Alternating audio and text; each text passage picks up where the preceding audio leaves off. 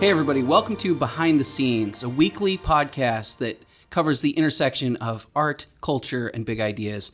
I'm your host, Sean Malone, creator of Out of Frame and the creative director for the Foundation for Economic Education. And with me today is co-host Paul Nelson, our editor for Out of Frame Shorts, and Jennifer Mafasanti, head writer. How are you doing? Doing okay. A little subdued. We normally start these podcasts talking about, kind of what we're watching, what we're going to watch, just general chit chat about the world and whatnot. But really big news happened recently. It's probably not going to be quite as recent once this episode airs, but Chadwick Boseman died, and it was shocking and sudden. He was, I believe, 44 years old. And died of colon cancer. So we were originally going to talk about, there's a lot of things we were going to talk about with this, but we're going to talk about Get On Up and Black Panther, of course. He's had an incredible career. I mean, it's a very short career, but really an incredible one. From movies like 42, where he played Jackie Robinson, to Get On Up, which I just mentioned, where he played James Brown. Marshall, Thurgood Marshall, a lot of, biopics, but also, obviously Black Panther in Marvel's Black Panther, Civil War, Endgame, Infinity War, all that stuff. It hit me pretty hard. It hit me hard partly because he was so secretive about it. Yeah. I don't think anybody knew. No, really. It seemed to come as a big surprise to pretty much everybody. I'm sure his family knew and close friends, but they kept such a tight lid on that diagnosis. And he continued to work up until probably about a year ago. Yeah, it was diagnosed in 2016, I guess, with stage 3 colon cancer. I progressed to stage 4, obviously. But 2016 was Captain America's Civil War. Right? Yeah. So that was like just being introduced into the MCU essentially at that point, and now gone through doing shooting probably all the way through 2019 essentially.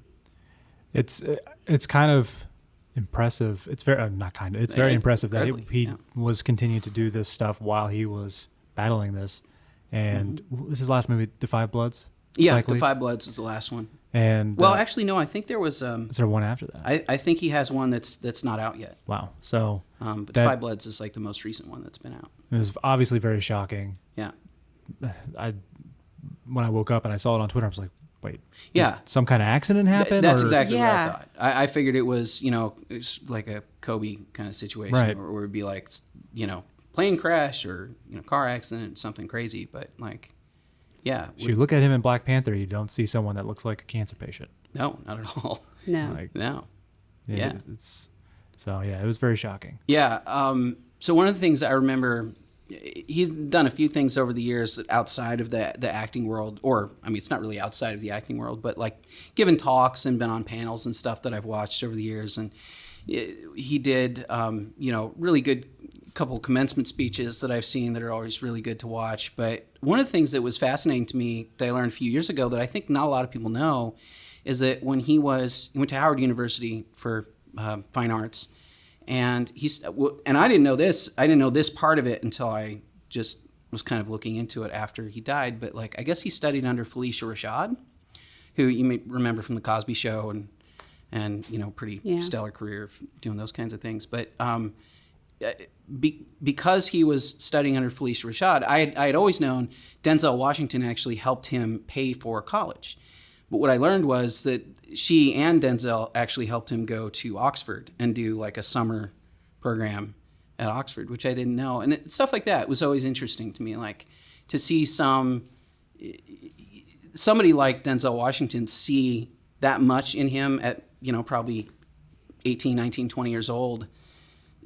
That's pretty impressive even at that age. And then to be able to come off of that and turn it into such an incredible career for such a young guy. It's like pretty cool. But yeah, I don't know. I mean, it's been interesting. I don't think anybody's really talking about it a lot yet, but I'm genuinely curious as to where you go with the MCU from there.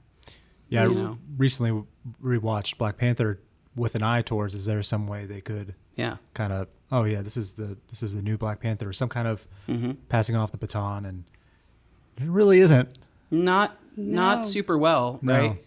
I mean, we talked about They clearly hadn't planned No. for any, No. replacing him in that role or well anything like that. So And I don't know if Paul, if you were the one who said that Kevin Feige maybe didn't know. Yeah, I saw that as well. I mean, that seems shocking to me. Yeah. Like that somebody like Kevin Feige would be blindsided by this, looming possibility with somebody at that stage. But he was so secretive about it. Mm-hmm. Another thing I learned was that in the family's statement, he had gotten married, and like basically nobody knew. I didn't know. Yeah. I mean, and I don't know. It's interesting. Like if you're being a celebrity's got to be real tough in a lot of ways, and having a lot of people in your business all the time is not exactly. It's really a downside of that work. I mean, it's kind of funny because we always talk about like celebrities as having these perfect charmed lives or whatever. But I mean, the reality is, like anything else, there's some pretty serious downsides to it. One of those is you lose privacy. So it's kind of incredible he was able to hold on to as much of that as he could. But still, I don't know. It's surprising to me that Marvel wouldn't have known a lot about HIPAA, that. If he didn't want to tell. Well, yeah, he didn't have to tell him, Right. for sure. Like, you don't have to tell anybody that stuff. But, yeah. I mean, this I don't know where you go. is the biggest character that was set to return for what, we faced 38 now? Something like that, Yeah, phase 917. No, I agree, though. I absolutely think between Black Panther and probably Doctor Strange, those were really the two that I was most interested in seeing come back. I'm interested in seeing where Taika Waititi takes Thor moving forward. I'm interested in seeing where James Gunn takes Guardians of the Galaxy going forward. And, there's a lot of people slated to, join the MCU. And also, frankly, like there's a lot of characters that we haven't even seen that Marvel owns now or has rights to now that they didn't have before, like the Fantastic Four, X-Men. They'll get it right this time. Yeah, they'll get Fantastic Four. Sure. Yeah. Well, actually, I have way more faith in them to do that. But yeah, that was one that I was really looking forward to. Yeah, for sure. Absolutely. I think that character and that storyline had a lot of potential. There was a lot of different ways that it could go. And especially with the way that they left Wakanda at the end of the Black Panther movie, there was a lot of change happening there, and it could go in a lot of interesting directions. And I was really, really looking forward to seeing where it went. And I'm sure that Marvel will figure out a way to keep Black Panther and Wakanda and all of that going. But I don't know how at this point. So there's a couple things. Well, I want to talk about two things. One, one of the most popular episodes of Out of Frame is the one I did on Wakanda. It's called "What's Wrong with Wakanda," and I get into an issue that's bothering me, and I actually brought it back up in the most recent episode on Brave New World. But it's this idea of what I like to call inconceivably advanced societies, which is like this. Wakanda is this like completely closed off, isolated place that doesn't really allow immigration, doesn't really seem to allow trade. Like, it's all of the things that you absolutely wouldn't do if you wanted an ultra rich, ultra technologically advanced kind of society. What you would want if you wanted all of those things was someplace like, the United States or South Korea or, Hong Kong or something like that, where there's tons of trade, tons of interaction with the outside world. You need that, right? And that's such an important lesson from economics.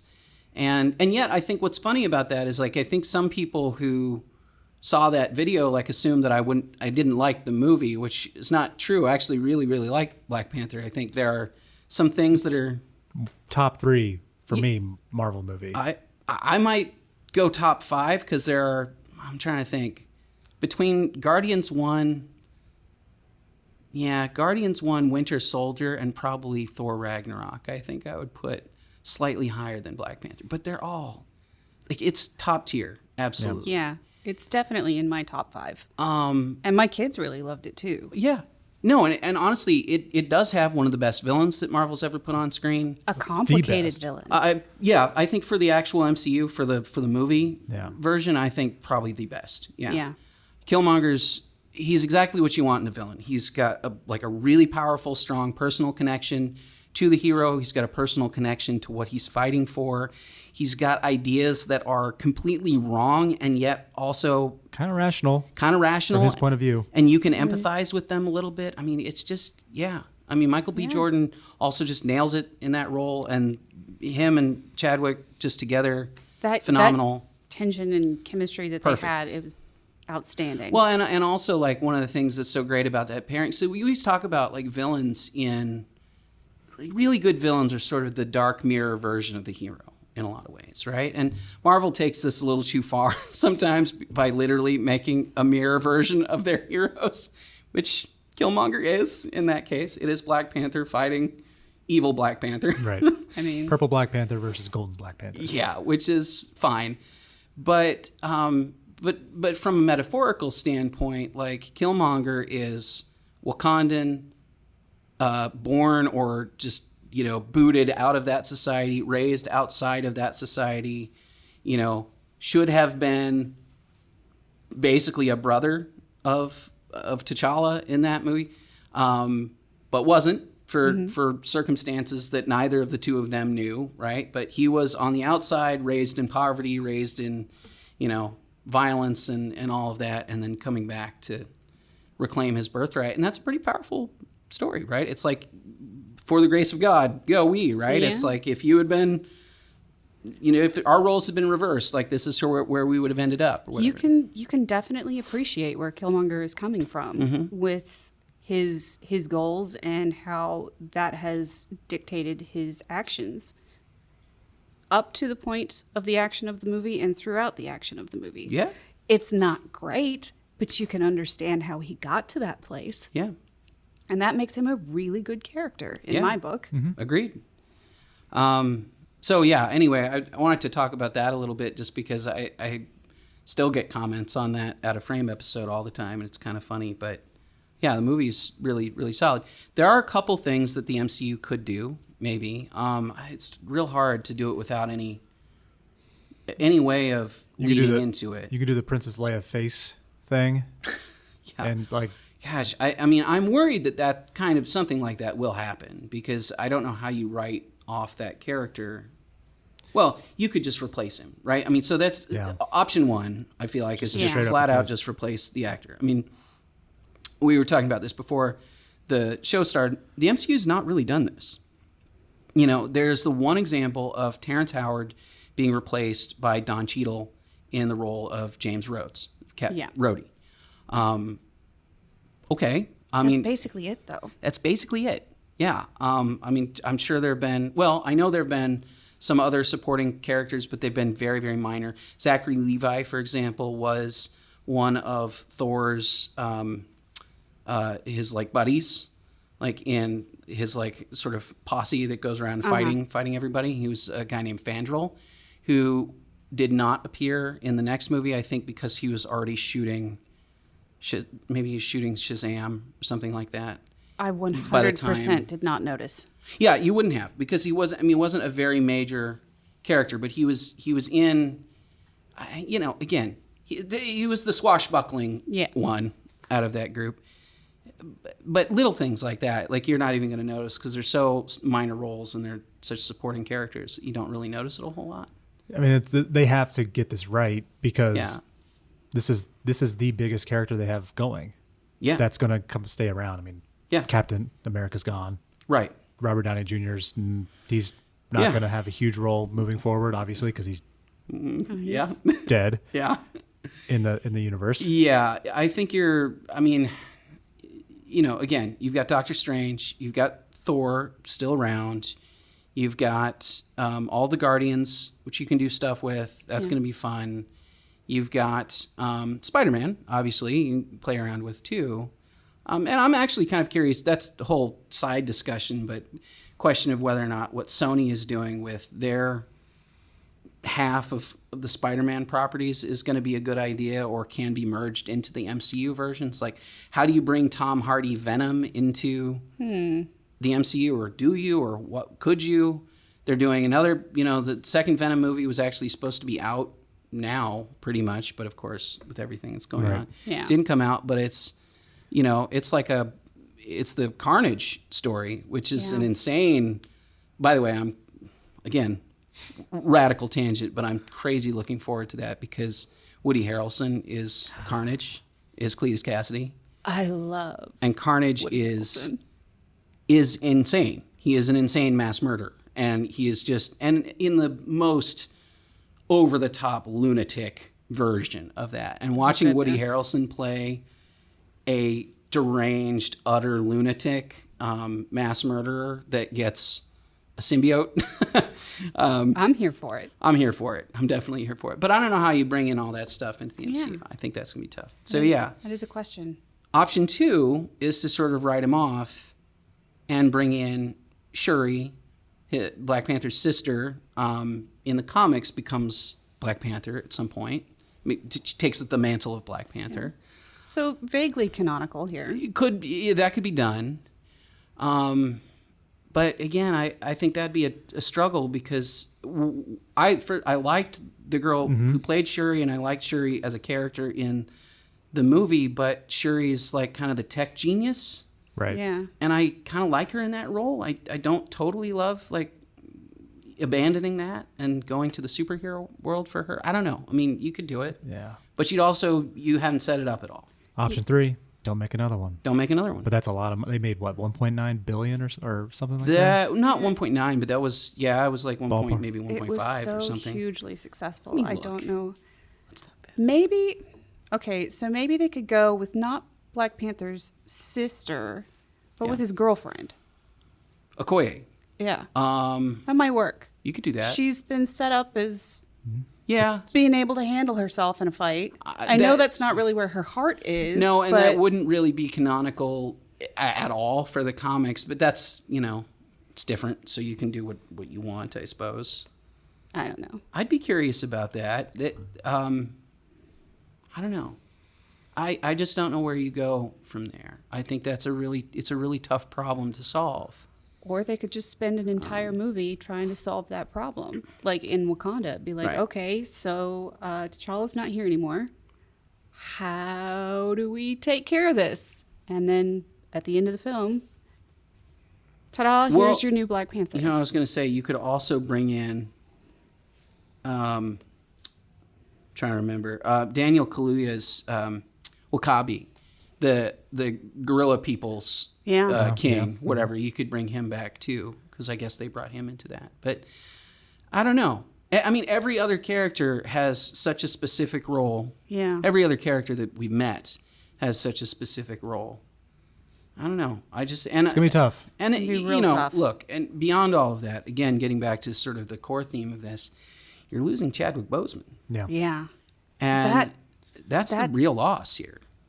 He was such a phenomenal actor. Yeah. Like, I just don't see how, however you figure out logistically to put a different actor into that role, there's no actually replacing him in the MCU. No. There just can't be. No. I mean, again, and that's been one of the really fascinating things about the MCU in general, because, when we were kids, movies like this would replace an actor and, like, really at the drop of a hat, and they would be so callous about it. It would just be like, you would wake up one day, and they'd be like, Michael Keaton's out, like Val Kilmer's in, George Clooney's in. Yep.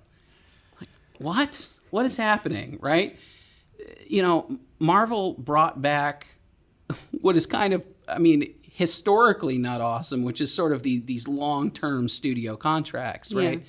But they were doing them in a way that I think was, everybody seemed to agree were pretty good, right? The terms were very favorable. They were not like the contracts that like an Errol Flynn would have dealt with, in the 40s, where it's basically like, we own you and we're going to tell you everything that you do for here to eternity. And also everybody always gets to make other pictures too. So again, while Chadwick Boseman is Black Panther, you can also play Thurgood Marshall at the same time. And Marvel was not standing in the way of that, which is awesome. Yeah. But what's great about that system is that you get to know somebody like Robert Downey Jr. in the role of Tony Stark, or you get somebody like Chris Evans now Chris Evans is Captain America. Yeah. Now Chadwick Boseman's not, he's only had one solo movie, but he was all over Endgame, Infinity War. Right. Mm-hmm. And, major player in Captain America Civil War. Yes. So he's really fundamentally had like 3.5 really solid movies where he's been a very major player. Right. And for me, Chadwick Boseman is Black Panther at this point. I don't know how you deal with that. I mean, this is really the big risk that you take when you take that role as a studio. Didn't they already have Black Panther 2 scheduled for, when was the release for that? I don't know. Supposed to be? Because I think it was... Had they even begun filming? I don't know if they'd begun filming or not. Supposed to be 2022, so I kind of doubt. It would have almost been, They'd have been starting now. That's coming up quick, because it would be May, probably. Yeah, I would imagine May. So I'd imagine they've been deep into pre-production by now. Yeah. So it'll be interesting. I don't know. I don't know what you do with that. And losing Chadwick Boseman in general is such a huge blow to just movie making in general. Like, I have not seen a movie that he has been in that he did not go all in on his character and made you believe that he was that person. So for those who are patrons of the show, we wanted to talk about Get On Up, his biopic about James Brown, in our bonus content. So if you're not a patron, by the way, sign up at patreon.com/outoframeshow. But there you go. And join us for that discussion. But, but I was kind of rewatching a bunch of stuff, and I rewatched 42. Just blew me away. I mean, like, 42 is a really underrated movie, I think. I don't remember exactly what it is on Rotten Tomatoes, some in the 70s or something like that, which, I don't totally know why critics didn't fully love that movie. But I think it's really a spectacular movie in a lot of ways, and mostly it is, the entire movie is on Chadwick Boseman's back. I mean, like, the whole movie, like, essentially stars Chadwick Boseman alone, and a little bit of Harrison Ford as Brain Tricky. That's pretty much it. Like, tiny little bit of Harrison Ford. And by the way, it's the only Harrison Ford that he has not phoned in many, many years, so it's good Harrison Ford. And and a lot of Chadwick Boseman, and a lot of Chadwick, like, just like every bit as grand slams as his character is making. It's amazing. I mean, like, it's just such a masterclass in acting. And the same thing was true of Get On Up. Like, you watch Get On Up, and it's just a guy who's completely sunk himself into this character.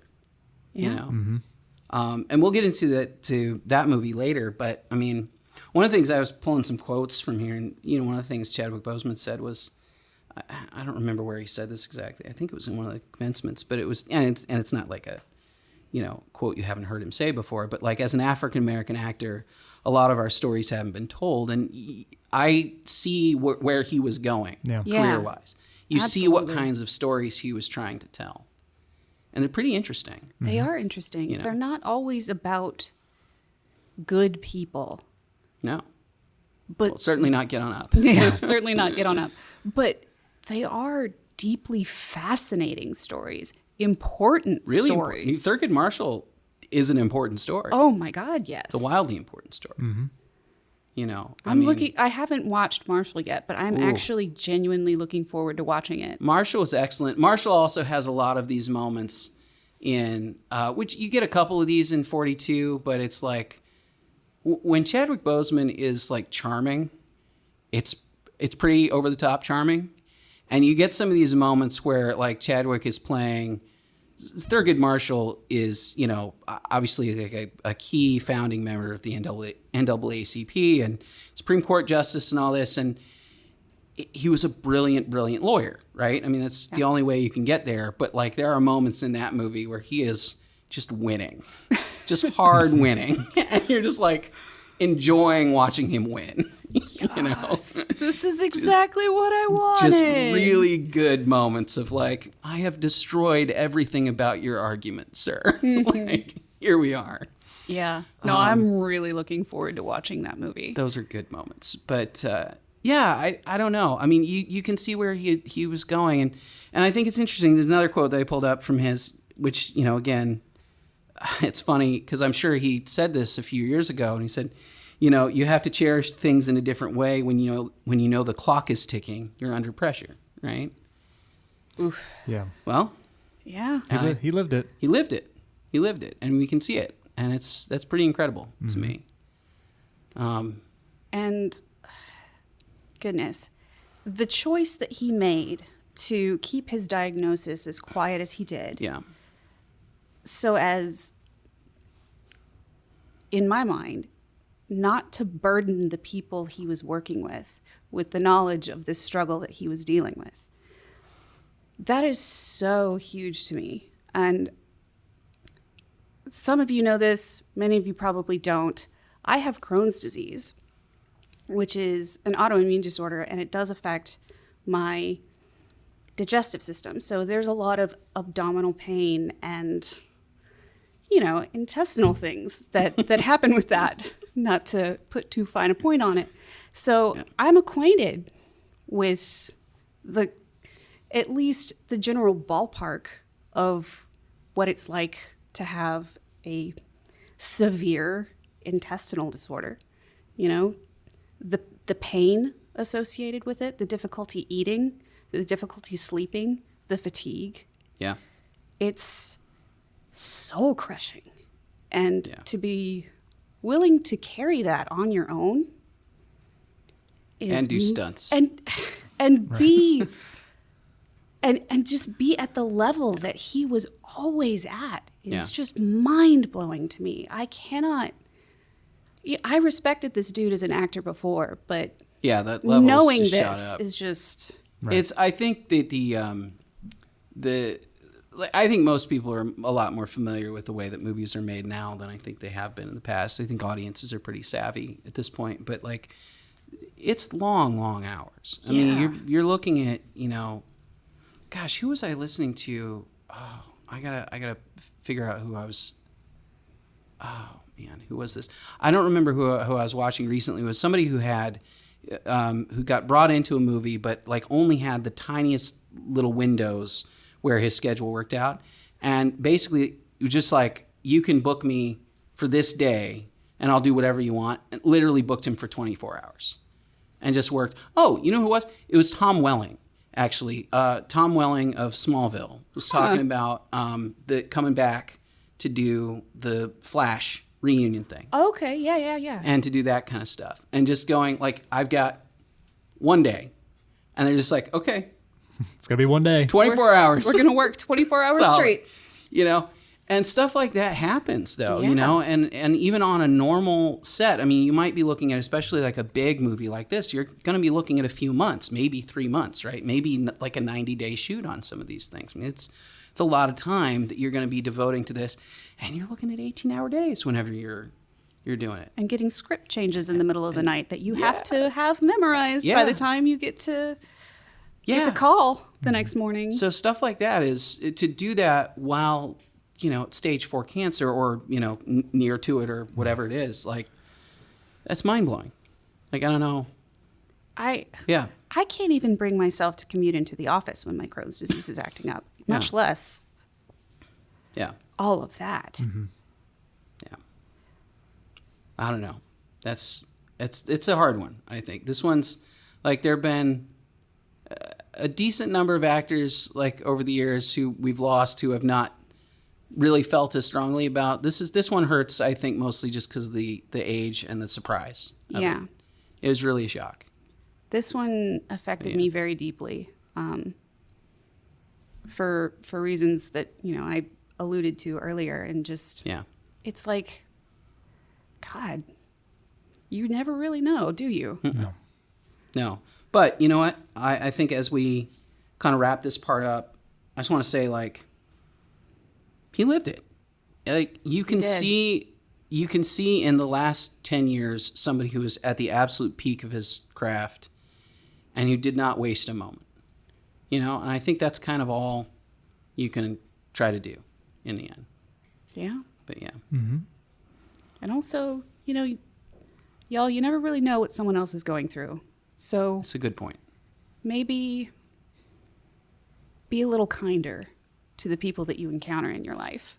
That would be my suggestion as well. In the words of our other podcast, Words and Numbers podcast, for God's sakes, be nice to everyone. There you go. So with that, let's break here for the first section of this podcast. If you are not a patron, this is the end of the show. Thank you so much for listening and watching. But if you are a patron, stick around. We're going to be talking about Get On Up, and we'll probably merge in a couple other things from Chadwick Boseman's career. We're looking forward to having that discussion in a few moments. To everyone else, again, thanks. We appreciate you taking the time out of your busy day to listen to us talk about these things. Have a great day.